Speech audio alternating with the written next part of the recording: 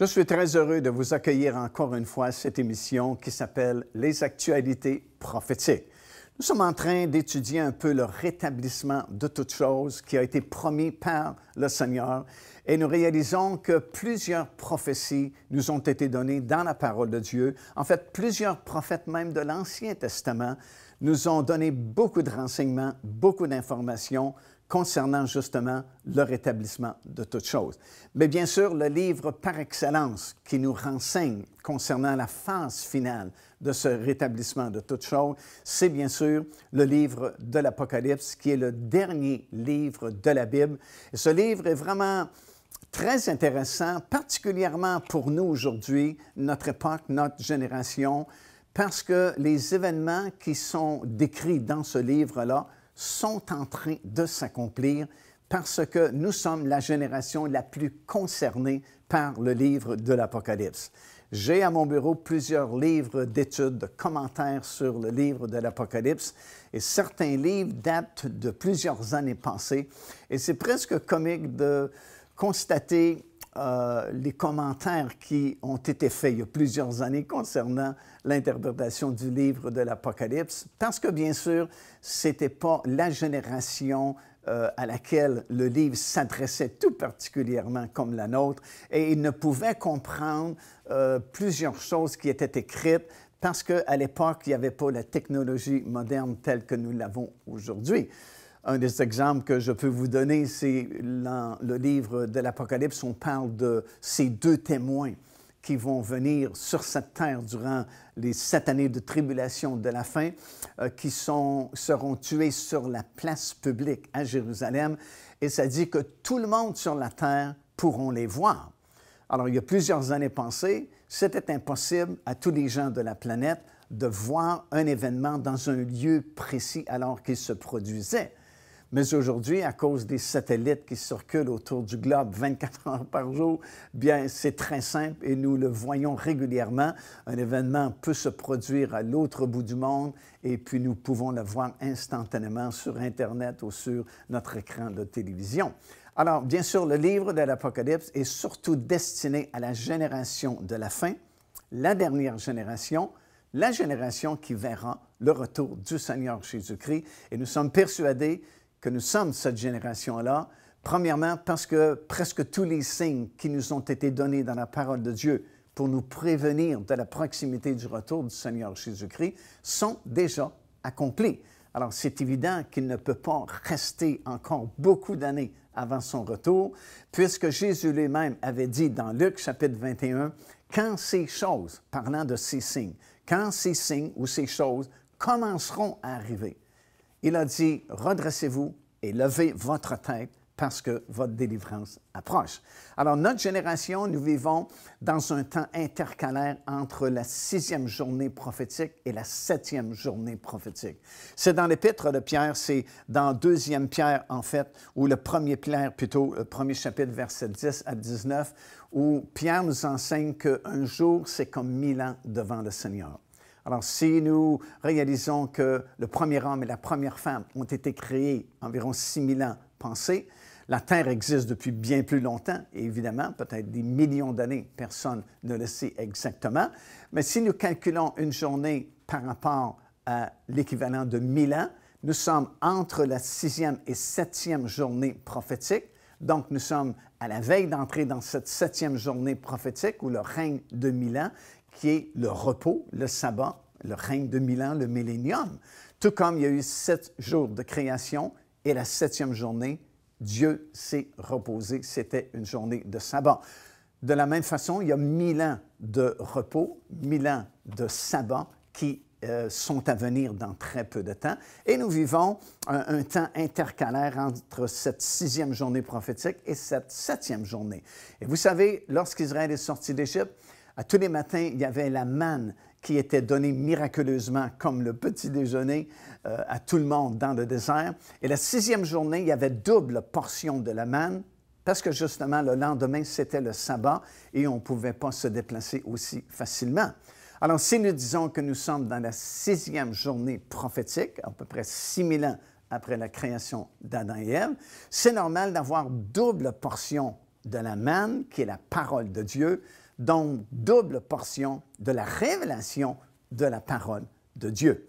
Et c'est pourquoi cette génération peut mieux comprendre le livre de l'Apocalypse, peut mieux comprendre les prophéties qui ont été données concernant les derniers jours, parce que nous avons cette double révélation du Saint-Esprit, la double portion de la manne spirituelle qui est la parole de Dieu. Alors, dans cette perspective-là, nous voulons vraiment étudier ces prophéties-là et comprendre, comme aucune génération avant nous a pu comprendre, les événements de la fin et les choses qui doivent arriver bientôt et qui vont nous conduire tout d'abord à l'enlèvement de ces croyants-là qui se seront préparés et ensuite le retour physique et littéral du Seigneur Jésus-Christ sur cette terre pour établir son royaume qui ne passera jamais et dans lequel nous allons régner avec lui. Joignez-vous à nous afin de célébrer le Seigneur et entendre le message de la parole de Dieu par l'évangéliste Mario Massicotte. Venez recevoir ce que Dieu a préparé pour vous. Visitez notre site web www.paindevie.org afin de connaître notre itinéraire. Nous serions très heureux de vous rencontrer et de vivre des moments forts avec le Seigneur.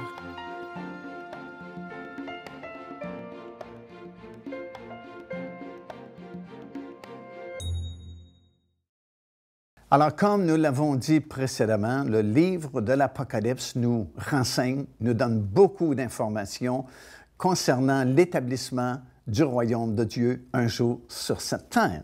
Et c'est pourquoi c'est important d'étudier le livre de l'Apocalypse dans ce contexte-là du royaume de Dieu. Et c'est quelque chose qui est moins familier pour nous. C'était plus familier pour Israël probablement, parce que la royauté a déjà existé en Israël. En effet, Dieu avait permis à Israël d'avoir des rois, et les trois premiers rois furent évidemment les trois plus grands, Saül, David et Salomon. À cause de certaines désobéissances de Salomon, il y a un jugement de Dieu qui est tombé sur la royauté en Israël, et après la mort de celui-ci, la royauté a été divisé en deux puisque 10 des 12 tribus se sont séparées et ont formé eux-mêmes un royaume, une royauté qu'on a appelé le royaume du Nord ou le royaume d'Israël. Et les deux autres tribus, celles de Juda et de Benjamin, formaient le royaume du Sud ou le royaume de Juda. Alors plutôt que d'avoir qu'un seul royaume, tout à coup on a deux royaumes en Israël, celui d'Israël et celui de Juda. À cause de leur désobéissance, encore une fois, et de leur idolâtrie, le royaume du Nord a été assiégé par la Syrie et finalement les gens ont été déportés en Assyrie et la royauté est disparue d'Israël, du nord du pays. Et pour à peu près les mêmes raisons, le royaume du Sud, celui de Juda, a subi le même sort quelques années plus tard, et c'est Nabuchodonosor qui est arrivé à Jérusalem, a détruit la ville, s'est emparé du peuple et puis a conduit le peuple jusqu'à Babylone. Après avoir vidé le temple de tous ses vases et de tous ses ustensiles, il a pris vraiment possession du royaume du Nord. Et finalement, la royauté est disparue du royaume du Sud également. Si bien qu'il n'y avait plus de royauté en Israël, il n'y avait plus de royaume au Nord et il n'y avait plus de royaume au Sud.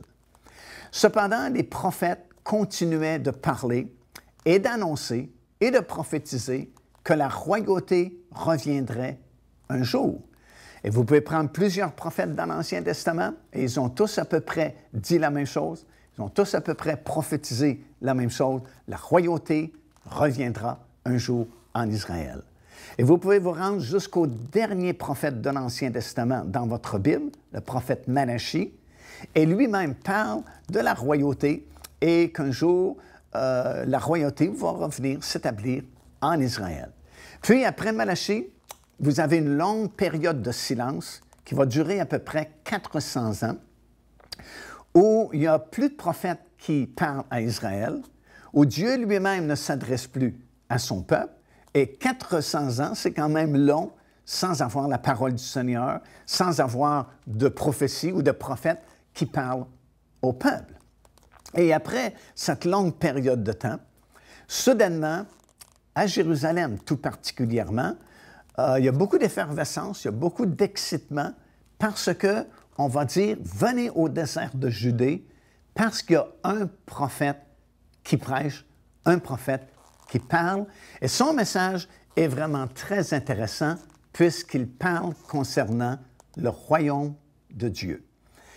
En fait, ce personnage-là, nous le connaissons très bien, c'est Jean-Baptiste, bien sûr, qui va se présenter dans le désert de Judée et qui va prêcher un message de repentance, qui va dire, par exemple, « Repentez-vous, car le royaume des cieux est proche. » Et évidemment, ça fait 400 ans environ qu'on n'entend plus de prophète, qu'on n'entend plus le message du royaume qui doit revenir et s'établir en Israël.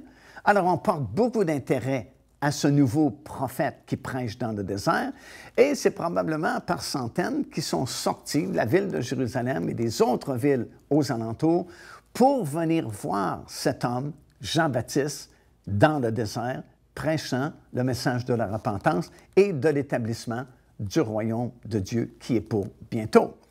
400 ans de silence, vous savez, c'est très long. Pendant à peu près 400 ans, aucun prophète ne s'adresse en Israël. On sait que la royauté n'est jamais revenue, même si le peuple était revenu de Babylone. Vous savez, ils ont été 70 ans déportés à Babylone. Cette période avait été prophétisée par Jérémie dans l'Ancien Testament. La déportation devait durer 70 ans. Et après 70 ans, le peuple a commencé à revenir s'établir à Jérusalem et dans les alentours. Mais même s'ils sont revenus, la royauté, elle, n'a pas été établie. Donc, il n'y avait plus de roi dans le royaume du Nord, il n'y avait plus de royaume dans le Nord, il n'y a plus de royaume dans le Sud non plus, il n'y a plus de royauté en Israël. Et pendant de longues années, comme j'ai mentionné, aucun prophète n'annonce la venue prochaine d'une royauté. Mais là, tout à coup, il y a beaucoup d'excitement parce qu'il y a un prophète enfin. Un prophète est envoyé par Dieu, Jean-Baptiste. On croit que Jean-Baptiste faisait partie des Esséniens à l'époque qui étaient surtout concentrés dans la région de Qumran. Et il a été appelé par Dieu afin de se rendre dans le désert de Judée où il prêchait la repentance. Et plusieurs personnes sont venues à lui parce qu'ils trouvaient bien sûr que son message était vraiment très intéressant puisque ça faisait très longtemps qu'on n'entendait pas parler de la royauté qui devait revenir en Israël. Et on était vraiment très excités. Et c'est pourquoi on est venu voir cet homme au désert de Judée, Jean-Baptiste, l'entendre prêcher concernant le royaume de Dieu. Et c'est pourquoi plusieurs personnes ont passé par les eaux du baptême, qui était une espèce de baptême de purification à l'époque, parce que ce n'était pas bien sûr le baptême chrétien, parce qu'il n'existait pas encore, mais on se faisait baptiser parce qu'on croyait que la royauté était sur le point de revenir en Israël. Procurez-vous cet enseignement disponible dès maintenant sur notre site web au www.paindevie.org. En visitant notre boutique web, vous pourrez commander ou même télécharger les enseignements. Vous trouverez aussi plusieurs autres produits contenant des centaines de sujets pour votre édification. Lorsque les Juifs sont venus au désert de Judée pour entendre la prédication de Jean-Baptiste qui justement prêchait la repentance et prêchait que le royaume de Dieu était sur le point d'être manifesté, ces gens-là sont venus parce qu'il y avait beaucoup d'intérêt, parce que les prophètes de l'Ancien Testament avaient prêché pendant longtemps que la royauté reviendrait un jour en Israël. Puis il y a eu cette longue période de silence, mais enfin un prophète annonce que le royaume va revenir. Alors lorsqu'ils sont venus voir Jean-Baptiste, ils lui ont fait deux questions. Premièrement, ils s'informaient si c'était Élie. Pourquoi est-ce qu'ils ont demandé si Jean-Baptiste était Élie? Bien, je pense qu'il y a deux raisons. Premièrement, c'est que le dernier prophète qui avait parlé dans l'Ancien Testament, c'est Malachie, bien sûr, et les dernières paroles de Malachie furent celles-ci.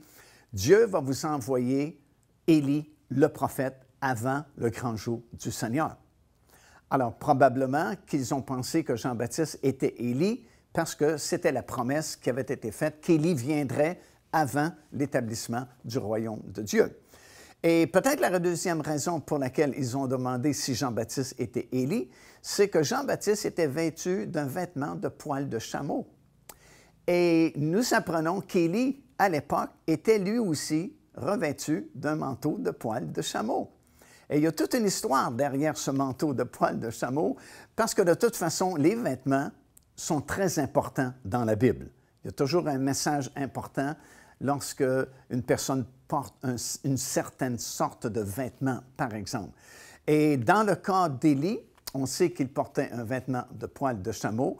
Et lorsque Dieu lui a demandé d'appeler Élisée pour être son serviteur, la Bible nous dit qu'Élie s'est rendu là où Élisée demeurait et il a simplement jeté son manteau sur lui, ce qui signifiait qu'il l'appelait au ministère afin de le servir.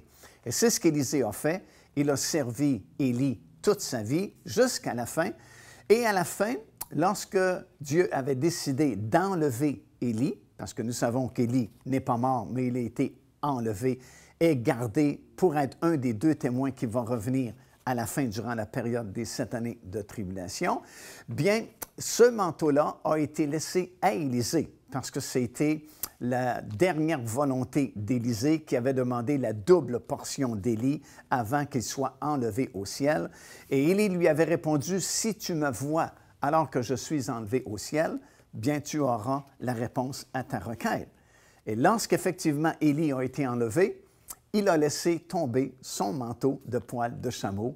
Et c'est ce que Élie a ramassé, le manteau, Élisée plutôt a ramassé le manteau d'Élie et il a fait son ministère de prophète à la suite du ministère d'Élie.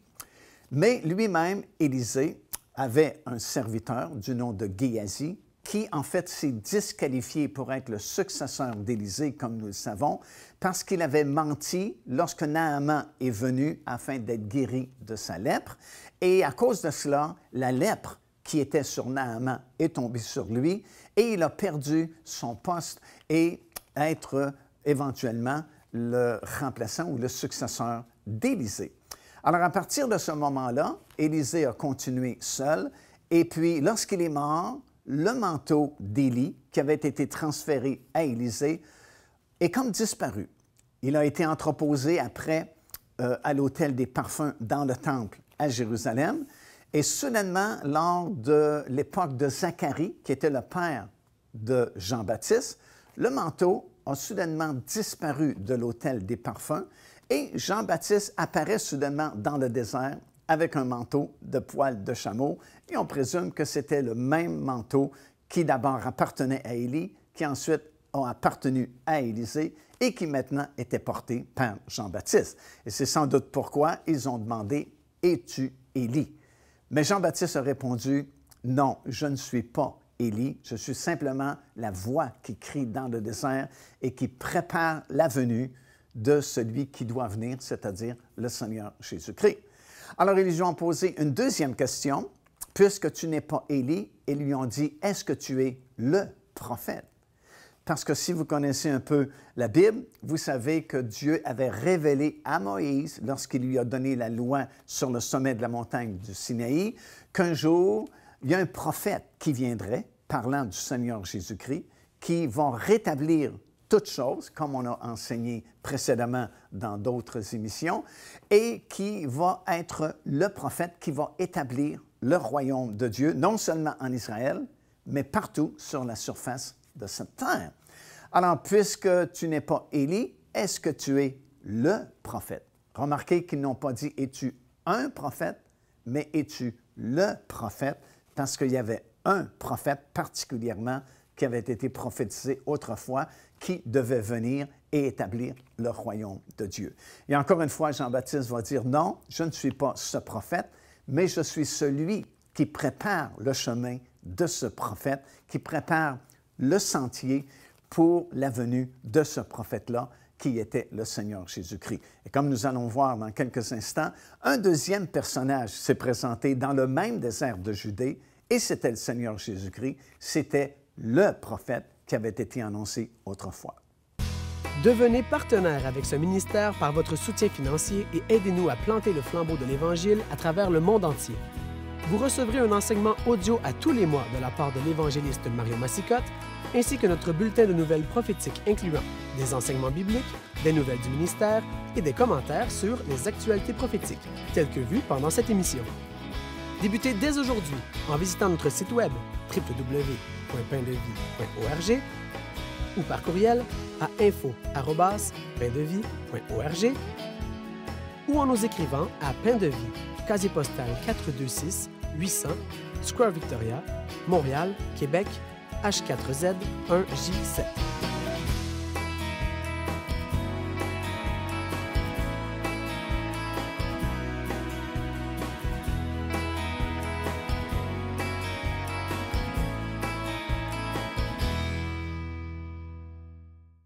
Puis, il y a un deuxième personnage, comme je viens de mentionner, qui est apparu dans le même désert de Judée. Et cette fois-là, c'était le prophète, le Seigneur Jésus-Christ, qui est venu et qui a prêché, en fait, le même message que Jean-Baptiste prêchait.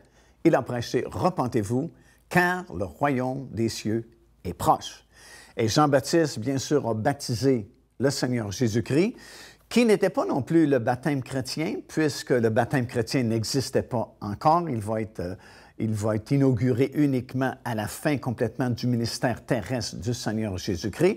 Mais comme nous allons le voir un peu plus tard, c'était plutôt un transfert sacerdotal qui s'opérait au Jourdain à ce moment-là. Et à partir de ce baptême-là, le Seigneur Jésus-Christ va commencer son ministère terrestre, qui va durer à peu près 3 ans, et il va surtout marcher de façon incontournable vers une journée en particulier qui avait été annoncée autrefois par le prophète Daniel, journée durant laquelle il devait se présenter à Israël comme son roi afin d'être accepté par Israël comme roi d'Israël et pour enfin établir le royaume de Dieu sur la terre. Et pendant ces 3 années de ministère, dont nous avons la description dans les évangiles, bien sûr, si vous relisez les évangiles dans ce contexte-là, sachant que Jésus marche de façon incontournable vers une journée en particulier, bien, vous allez comprendre sans doute les évangiles d'une façon très différente parce que chaque endroit qu'il va visiter, chaque geste qu'il va poser, c'est toujours dans cette perspective-là du royaume qui doit être établi bientôt en Israël. Et finalement, lorsque cette journée-là où il devait se présenter comme roi à Israël était sur le point d'arriver, il va délibérément monter vers la ville de Jérusalem et il va arriver sur le sommet de la montagne des Oliviers et va s'apprêter à traverser sur le pont qui existait à l'époque et qui enjambait la vallée du Cédron, qui sépare la montagne des Oliviers de la porte dorée, qui, elle, donnait accès à l'esplanade du Temple. Et il va demander à 2 de ses disciples d'aller au village et il dit, vous allez trouver un âne qui est attaché à un poteau, vous le détachez et vous me l'apportez. Et c'est ce qu'ils ont fait. Lorsque l'âne a été présenté au Seigneur Jésus, celui-ci a monté sur l'âne et il a commencé à traverser sur ce pont-là en direction de la porte dorée. Il accomplissait ainsi l'ancienne prophétie d'abord de Daniel, parce que la journée était arrivée, mais aussi il accomplissait une autre ancienne prophétie qui avait été donnée par le prophète Zacharie. Et nous lisons cette prophétie dans Zacharie chapitre 9 et au verset 9, qui disait ceci, « Réjouis-toi, fille de Sion, car ton roi vient à toi monter sur le dos d'un âne. » Alors voilà pourquoi ça prenait un âne, parce que la prophétie parlait d'un âne qui était monté par le Seigneur Jésus-Christ. Alors il a fait cette traversée-là, et les gens, au tout début, reconnaissaient que Jésus était le roi d'Israël, puisque la foule s'est mise à crier « Béni soit le roi qui vient au nom du Seigneur ». Mais à l'extrémité de ce pont-là, il y avait les religieux, les sacrificateurs, qui auraient dû être les premiers à reconnaître Jésus comme le roi d'Israël, mais plutôt que de le reconnaître, ils se sont insultés parce qu'ils se disaient, voilà, cet homme s'approprie de la prophétie de Zacharie et s'autoproclame roi d'Israël. Et nous, on n'est pas d'accord avec cela. on ne le reconnaît pas comme le roi d'Israël et ils ont vraiment manipulé la foule à cette époque-là pour que Jésus soit rejeté et on ne l'a pas accepté en cette journée-là comme le roi d'Israël. Et c'est pourquoi Jésus a pleuré sur la ville de Jérusalem et il a dit, si toi au moins tu avais reconnu le jour où tu as été visité. Remarquez la précision de la parole de Dieu. Il ne dit pas l'époque, le mois ou la saison, mais le jour où tu as été visité, parce qu'il y avait vraiment une journée prophétisée par Daniel dans l'Ancien Testament où Jésus devait se présenter comme roi à Israël. Alors, à partir de ce moment-là, le royaume de Dieu doit attendre avant d'être établi sur la terre, puisqu'Israël ne reconnaît pas son roi. Et à partir de ce moment-là, le royaume de Dieu va entrer dans sa phase spirituelle, si on peut s'exprimer ainsi, alors que Jésus maintenant va donner sa vie pour le monde entier sur la croix de Golgotha. Et alors qu'il est ressuscité d'entre les morts, la parole de Dieu va être annoncée, va être prêchée, et c'est la nouvelle, la bonne nouvelle du royaume de Dieu. Et quiconque accepte le Seigneur Jésus-Christ, bien, il est transporté dans ce royaume-là, qui actuellement est dans sa phase invisible ou spirituelle, parce que le peuple juif a rejeté son roi. Le royaume n'a pas pu être établi sur cette terre il y a 2000 ans, mais ça a permis que la bonne nouvelle du royaume soit prêchée par le monde entier et ça permettait à quiconque invoquera le nom du Seigneur d'être sauvé et c'est ce que nous sommes présentement. Et ce royaume, bientôt, va finalement être établi de façon réelle, physique, sur la planète lorsque Jésus va revenir. Car Dieu a tant aimé le monde qu'il a donné son Fils unique, afin que quiconque croit en lui ne périsse point, mais qu'il ait la vie éternelle. Téléchargez gratuitement l'enseignement « Le salut, c'est quoi ?» en visitant notre site web www.paindevie.org et recevez la grâce merveilleuse que Dieu vous offre. Alors voilà, nous sommes en train d'analyser le livre de l'Apocalypse, mais dans la perspective de l'établissement du royaume de Dieu qui avait déjà existé autrefois en Israël. C'était un royaume terrestre, bien sûr, à cette époque-là, mais c'était comme une école ou une figure, une démonstration de ce royaume de Dieu qui un jour va s'établir sur la terre.